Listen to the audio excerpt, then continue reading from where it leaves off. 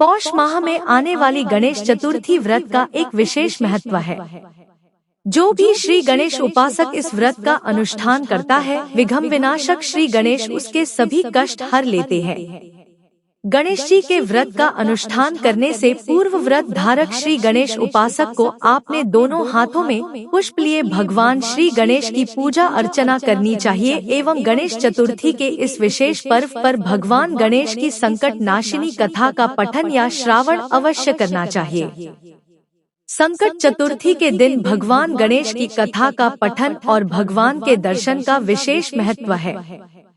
पौष माह की श्री गणेश चतुर्थी व्रत कथा के अनुसार एक समय की बात है जब अहंकारी रावण ने स्वर्ग के सभी देवता को परास्त करके जीत लिया था और अपने अहंकार में चूर होकर संध्या वेला को जब वो अपनी नित्य संध्या में व्यस्त ऐसे महाबली बाली को पीछे से पकड़ लिया, तब वानरराज महाबली बाली ने रावण को अपनी बगल में दबाकर उसे अपनी नगरी किष्किंधा पुरी को ले गए थे।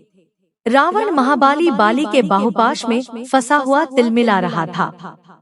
अपनी नगरी में पहुंचकर बाली ने उसे एक खिलौना समझकर अपने परम तेजस्वी पुत्र अंगद को सौंप दिया और अंगद भी अपने पिता द्वारा दिए गए खिलौने को बड़े ही चाव से खिलौना समझकर उसके साथ खेलने लगा।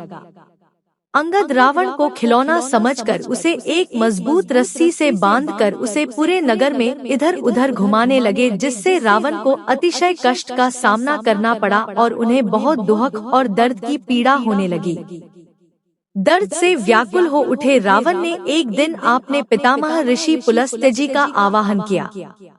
अपने पुत्र का आवाहन पाते ही वो रावण का मनोमन स्मरण करने लगे और देखा कि वो बड़ी दयनीय स्थिति में किसी वृक्ष के साथ बंधा हुआ है। रावण की ऐसी दुर्दशा देख महर्षि पुलत्स्य जी गहन विचार में पड़ गए कि आखिरकार पुत्र रावण की इस दशा का कारण क्या है।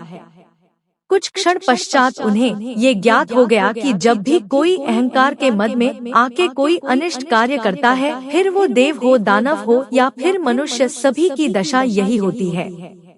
अपने पुत्र की ये दशा का विवरण पाते ही वो तुरंत रावण के पास आ पहुँचे और कहा, पुलस्त्य जी, बोलो पुत्र रावण, मुझे क्यों याद किया है तुमने? रावण, पितामह, मैं आपको मेरी दशा देखकर यह पता चल ही गया होगा कि मैंने आपको क्यों याद किया हुआ है।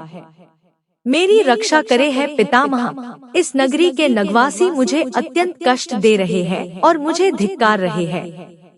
रावण की करुण वाणी सुन महर्षि पुलत्स्य बोले, पुत्र तुम डरो नहीं, तुम इस बंधन से जल्द ही मुक्त हो जाओगे।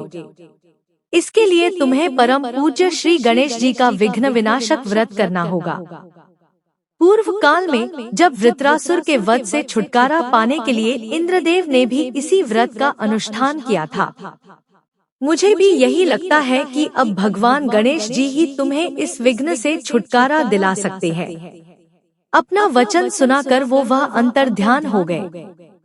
अब आपने पिता के वचनों अनुसार रावण ने श्री गणेश जी की आराधना करनी शुरू कर दी और बड़े ही श्रद्धा भाव से पौष माह में आने वाली गणेश चतुर्थी का व्रत किया, जिसके पुण्य फल स्वरूप वो बाली के इस बंधन से मुक्त हो गया और पुनः अपने राज्य को प्राप्त किया।